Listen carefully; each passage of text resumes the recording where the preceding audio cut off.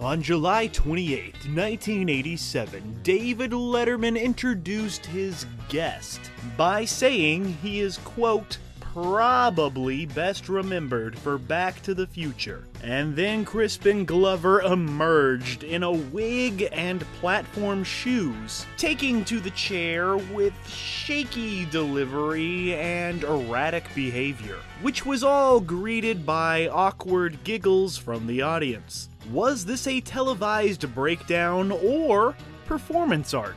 Well, when it comes to Crispin Glover, you don't really know, and I don't really think he even knows either.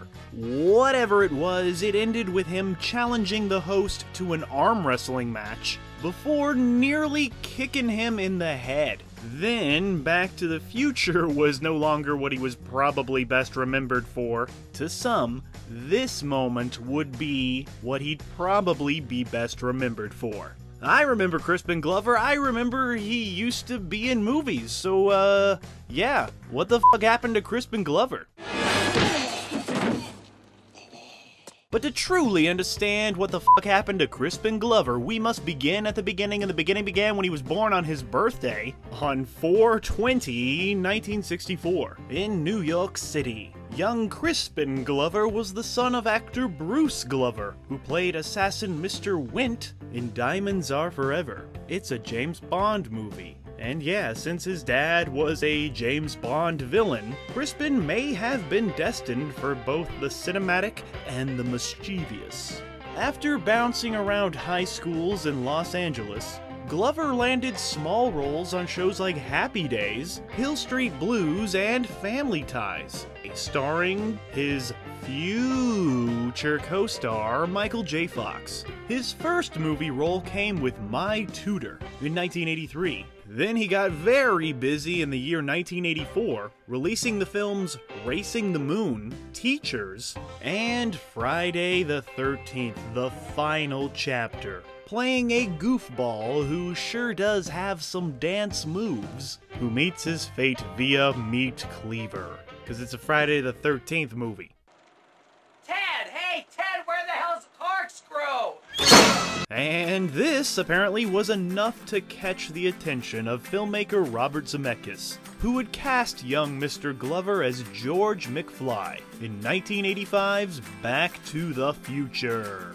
The portrayal of this character, like the actor, was eccentric and downright bizarre. Every line and mannerism is delivered with this aw shucks chaos. And this was something that really annoyed Robert Zemeckis. He was like, stop acting so weird, what are you doing? And Crispin was just like, But you know what? This wild and crazy, bizarre, dorky performance is frickin' perfect, and is one of the many reasons why Back to the Future is a perfect movie. But Crispin Glover did not think Back to the Future was a perfect movie, well, at least up until the end. He was very outspoken about how this movie ends. Spoiler alert, I guess. It ends with everybody being happy and rich. And Crispin Glover didn't like the moral lesson that Hollywood was trying to shove down our throats, that money equals happiness, or that good people get money, or money. He didn't like it. Even though the McFlys worked hard and earned their success, but whatever. All that matters is that Glover was outspoken. And this really upset the producer, Bob Gale. And upsetting the producer of your movie is not a good idea. Crispin Glover once said, when you raise questions, people say you're crazy, you're weird, because you're questioning the authority that people have been brought to think is the only correct way to think. But there are many correct ways to think, Crispin Glover would go on to say. But yeah, all that behind-the-scenes Back to the Future drama, well, let's just say that story will continue in a few more years in the future. McFly! The next year saw him in At Close Range, teaming up with Sean Penn Then he was in the underground oddity The Beaver Trilogy, where he played a massive fan of Olivia Newton-John, but I mean, who isn't? There was also the film River's Edge. Important for many reasons. One, it was the first lead role for Crispin Glover. That's right, his name was first, even before Keanu Reeves and Dennis Hopper. And yeah, River's Edge is probably his finest performance. This film really allowed him to show off his acting chops and just really showed off his silver screen presence, which is both strange and enrapturing. And of course, all those critics would shower him with praise for this headlining performance. We're gonna have to put you up somewhere until we can get money. We can't panic, though. We're dead if we panic, okay? But more importantly, it was while plugging River's Edge that he would appear on David Letterman's show, donning that wig and acting like a confused puppy on crack. He then pulled out a newspaper and began to read bad reviews from the press about him. And of course, this was followed by nearly kicking David Letterman in the head with large platform shoes, in what remains one of the strangest talk show appearances in history. He would return to the show not long after to clear things up and quote-unquote explain himself, but he ended up just making everything even more awkward and weird. Glover spends the majority of the interview just giggling like a schoolgirl, while barely even being able to complete a thought or complete a sentence. And then he showed everyone his artwork, which involved farm animals covered in tar and a demonic baby doll robot thing. It was beautiful. But yeah, the true art that was going on, maybe, was this performance art that Crispin was doing, using the talk show format as his canvas. But yeah, let's just, pretend that this is spectacular talk show performance art. You know, in the vein of Joaquin Phoenix or Andy Kaufman. Crispin is an artist, remember that, y'all. An artist through and through, and he's gonna use that art to make you feel feelings, and sometimes those feelings that you feel from his art are awkward and weird and odd and bizarre and cringy as F. And you know what that F stands for? It stands for f***. But yeah, for some reason, Crispin Glover would continue to be a guest on the show, mostly to talk about his infamous first appearance. And yeah, every interview with Crispin is a weird one. The dude is talk show gold, and David Letterman knows how to handle it perfectly. He always has a little joke up his sleeve. But yeah, when asked about this David Letterman matter, Crispin Glover gave the most Crispin Glover response ever. He said, "I neither confirm nor deny that I was ever on the David Letterman show." Popular media, I neither confirm nor deny that I was on the David Letterman show, but at the which of course is funny. Yeah, it's ridiculous. Well,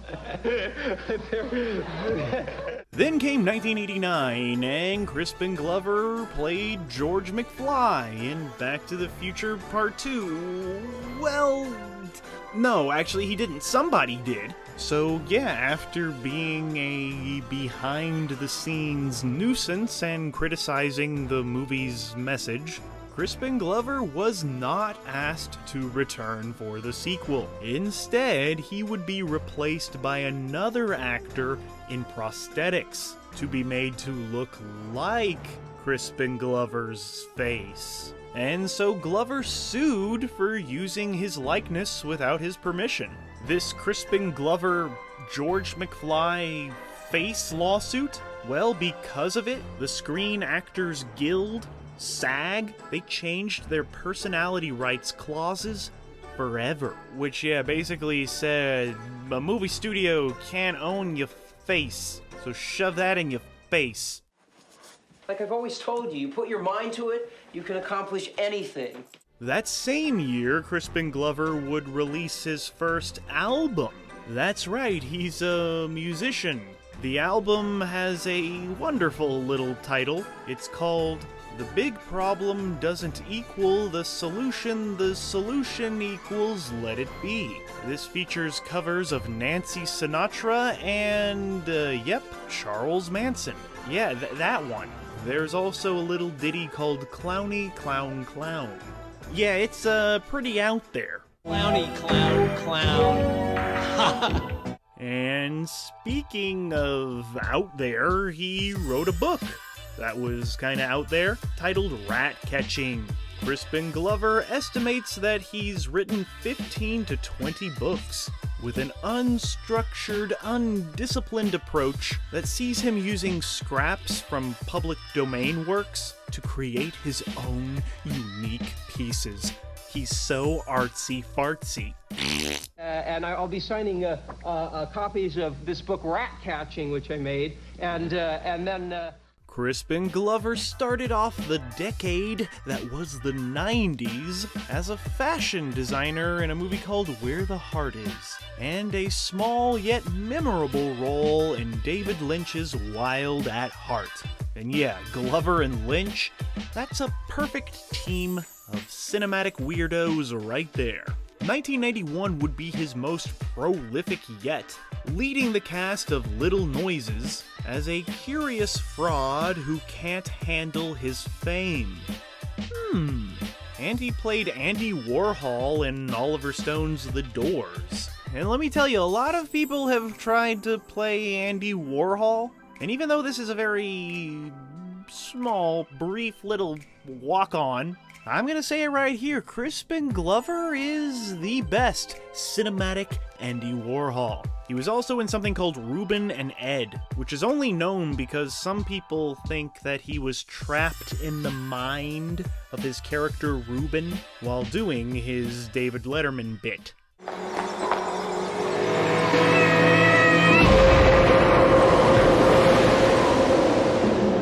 1993 saw him work with filmmaker Gus Van Sant in Even Cowgirls Get the Blues. He has another small yet memorable role as a mortician in What's Eating Gilbert Grape, and the lead role in the epic adaptation of Crime and Punishment, although this would not be released for like a decade later due to rights issues. The mid-90s had consecutive supporting turns.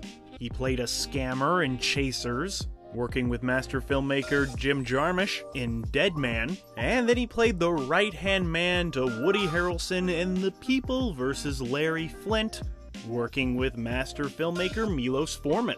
After a Hollywood hiatus that lasted for, like 5 years, that's right, we went 5 years without seeing Crispin Glover in a movie, but then he made a pretty epic return to the big screen as a reporter in Nurse Betty and Charlie's Angels.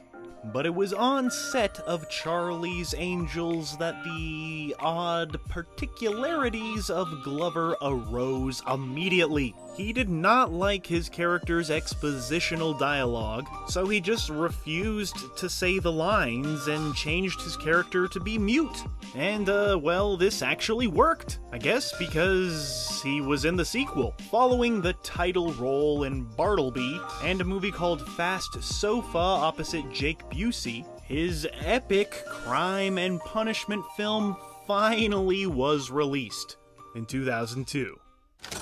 Yes? What do you want? I've come again on the same business.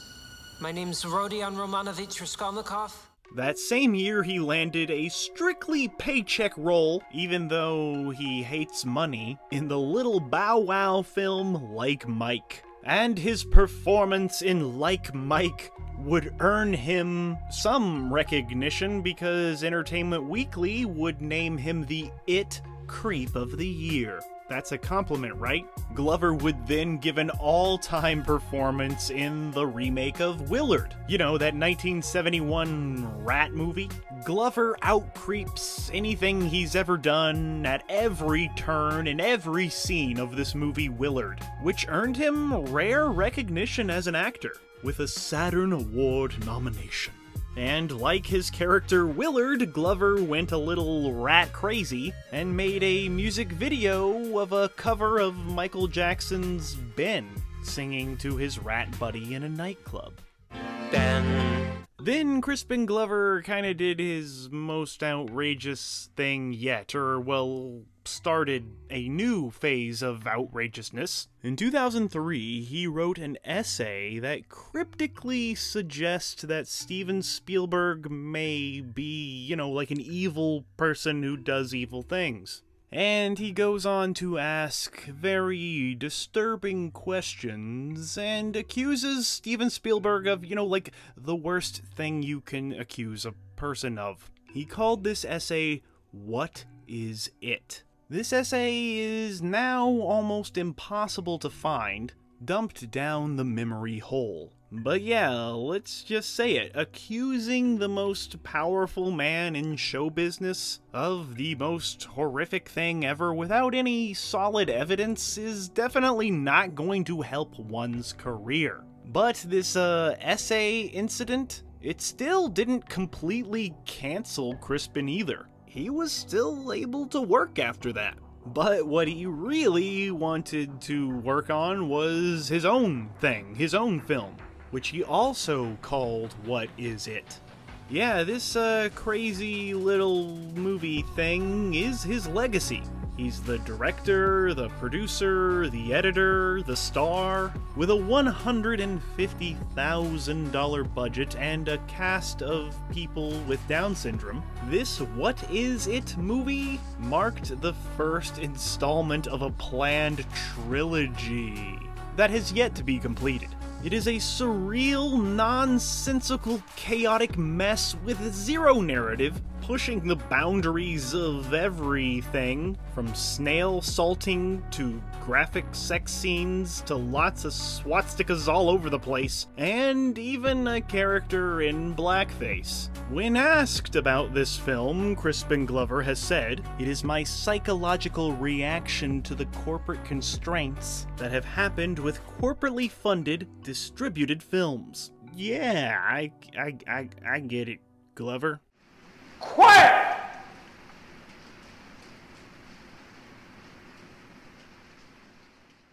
Then came the second installment, and it was funded by Glover himself. It came in 2007, which was the year after he played, brilliantly, I might add, hillbilly twin brothers in the slasher Simon Says. He would later move to the Czech Republic, thanks to his Charlie's Angels cash, so that he could have a place to build the sets for the yet-to-be-produced finale to his epic What Is It trilogy. Still waiting on that part 3. I can't wait. Let me tell you, boy howdy, oh my.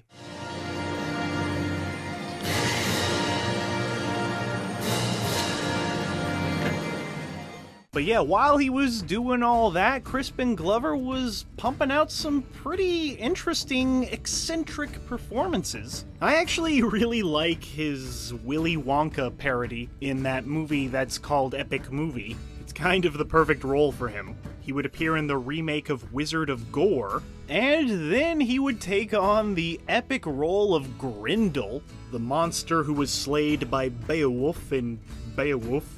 Funny enough, this re-teamed him with his Back to the Future director Robert Zemeckis. So I guess there's no hard feelings there, or he just really knew that Glover could play a monster. But yeah, fortunately for Zemeckis, this time he could pretty much control every aspect of Glover, which is something that no man can do, other than Robert Zemeckis. After his first voice performance as a toy poodle in Open Season 2, and voicing the character 6 in that movie called 9, and because 6 is like an upside down 9, is upside down because he's an upside down sort of dude.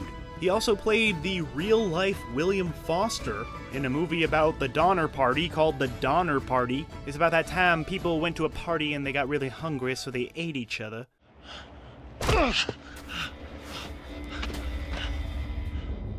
2010 saw a peculiar trio of turns. He was pretty gosh darn decent in Tim Burton's Alice in Wonderland, and absolutely frickin' hilarious as a one-armed fella in Hot Tub Time Machine. It's like frickin' hilarious. I remember seeing him appear in Hot Tub Time Machine. I had no idea he was in this movie, and I was like, oh my gosh, this movie, it just got funnier. Oh, wow, Crispin Glover is back, and he's got it. Then he would return to his famous character of Fifi and open season 3, and that same year he played Thomas Edison in one of those Funny or Die Presents videos, where he was funny, I guess, because he didn't die. The last decade has been pretty low-key for Glover. There was an Elmore Leonard adaptation, Freaky Deaky. Then he played a wheelchair-bound character in The Bag Man. He played a military officer in the miniseries Texas Rising, and Mr. World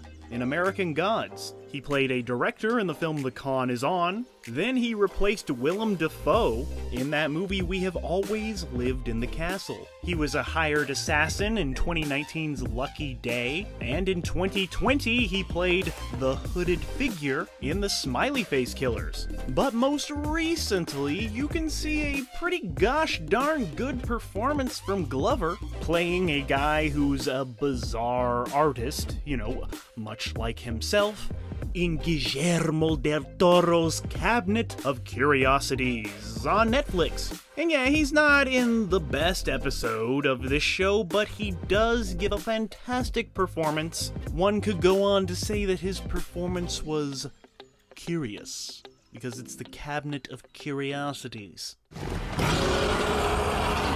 But yeah, if you're curious of what Crispin is doing now, like what the is he up to? Well, he does have some roles in the pipeline, but Crispin Glover has spent much of his time recently in his 17th century home in the Czech Republic, which is full of loose peacocks. They're everywhere. An invasion of peacocks, and they're Crispin's best friends. But yeah, this creature, the peacock, is an animal that is not native to the country of the Czech Republic. Scientist people would call them invasive species, which, you know, an out-of-place peacock, it kind of reminds us of Glover. It's, you know, symbolic. A beautiful, abnormal outsider. Do you do a lot of television shows? Oh, yes, now because I've been in movies that are big and I'm a movie star, so. When asked about his home, Crispin once said that the property is a lifetime project that will be in continuous flux and repair for hundreds of years from now. You know, like in the future. And why do we get this suspicious feeling that he's actually talking about himself? So you know what? Nobody should give a f*** about what the f*** happened to Crispin Glover, because he sure doesn't give a f***.